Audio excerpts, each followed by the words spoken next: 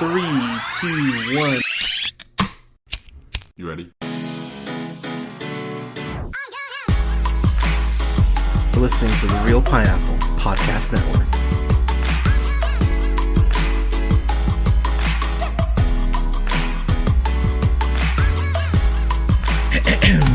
Good evening, everybody. Thank you so much for listening. This is the Real Pineapple.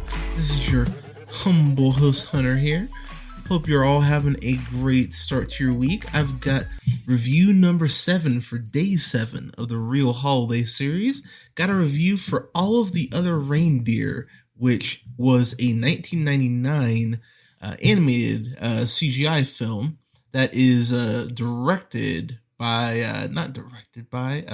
produced by Matt Groening, who of course you know as creator of The Simpsons, kind of a big important show, and really this is one of those films that it's really confusing to me why it's not more popular than it is, because just from start to finish, I think this is such a genuinely just sweet and fun and really quite a lot funnier than I actually remembered it being. But let me just go into the plot here. So this is a little based on a series of books that are written by Vivian Walsh, which shocked the hell out of me. I was like, really? Like, this is a series? Oh, okay.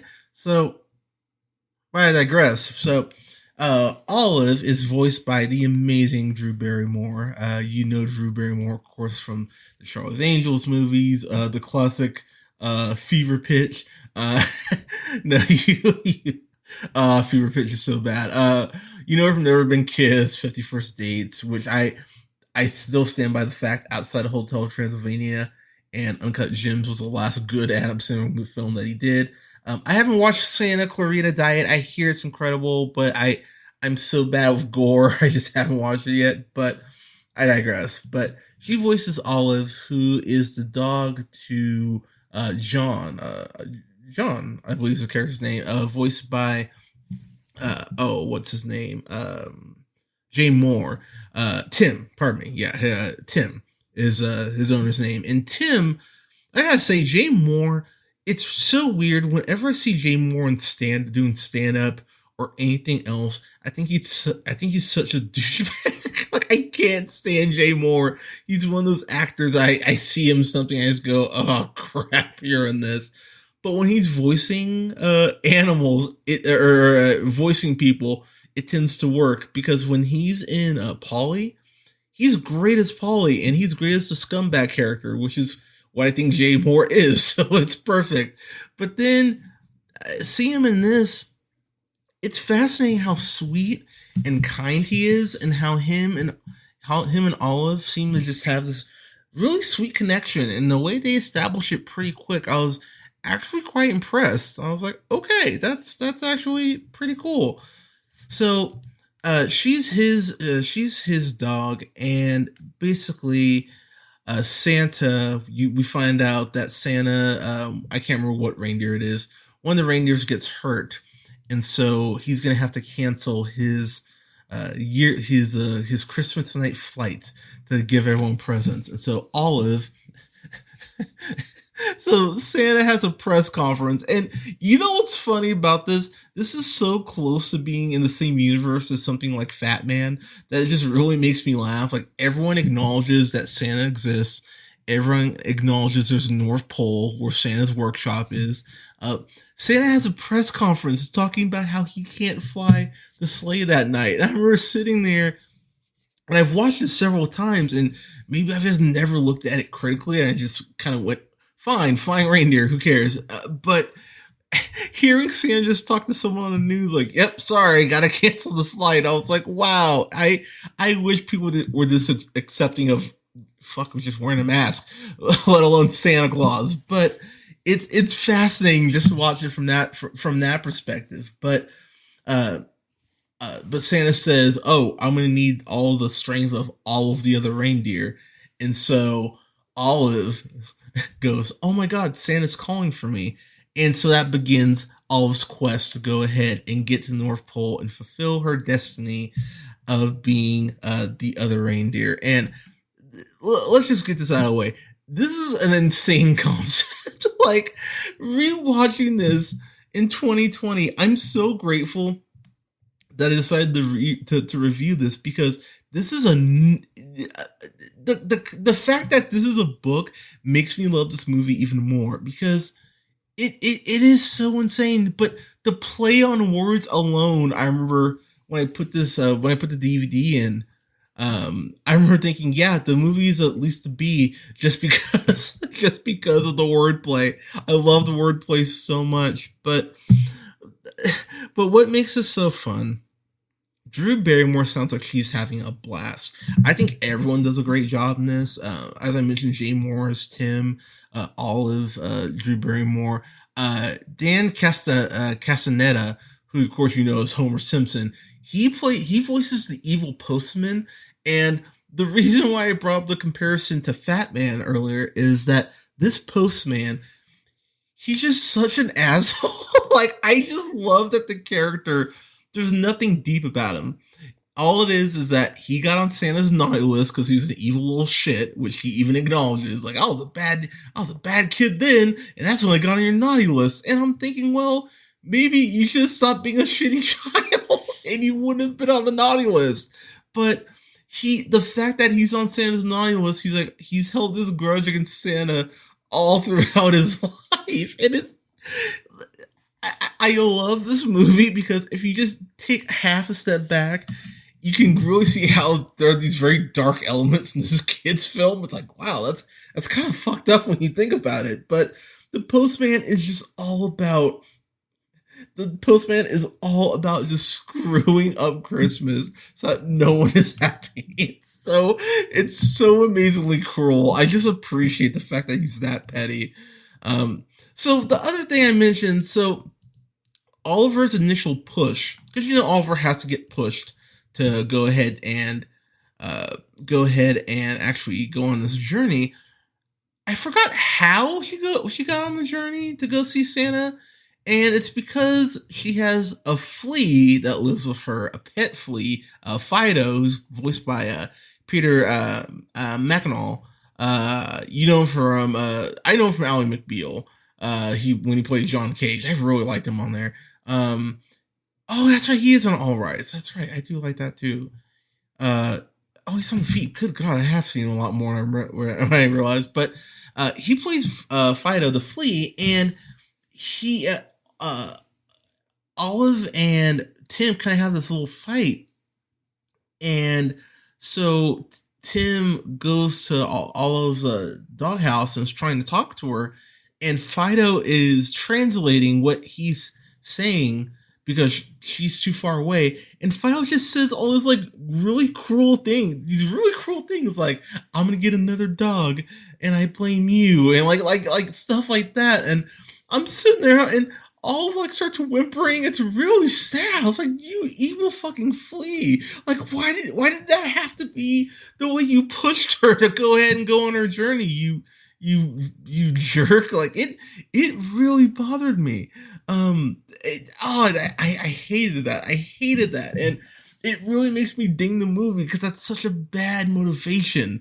I don't know if it's the same in the book, but that pissed me off in the book too. So yeah, I really hated that. I really hated that. But there's a couple really good songs in here. The Postman sings a song, Christmas, Bob Bogan Hum. And it's just about all the ways that he hates Christmas. And I will say, as someone whose first job was at a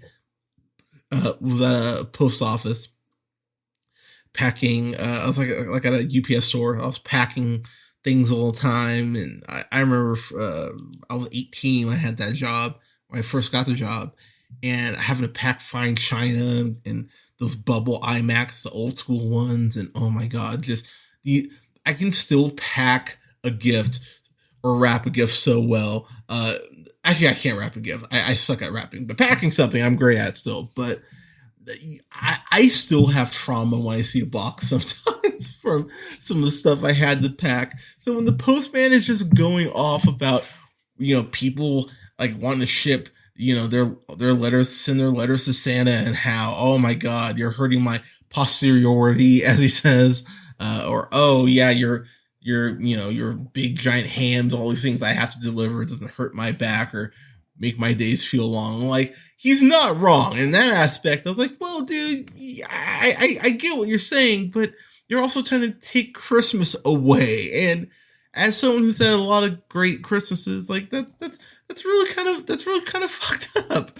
But what I love, one of the things I do love about this movie is that Martini, the Penguin, who's voiced by the captain from Bad Boys, Joe Pottagliano, love him.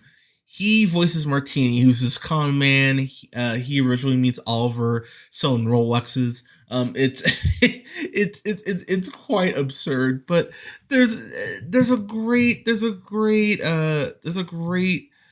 just camaraderie between Olive and Martini that works really well. That I just found very sweet. Yes, Martini is it's definitely a tool, but it's definitely the case of that, that con man going like, well, maybe there is good out in the world. I know I'm giving this movie a little too much credit, but I'm not going to actually ruin how.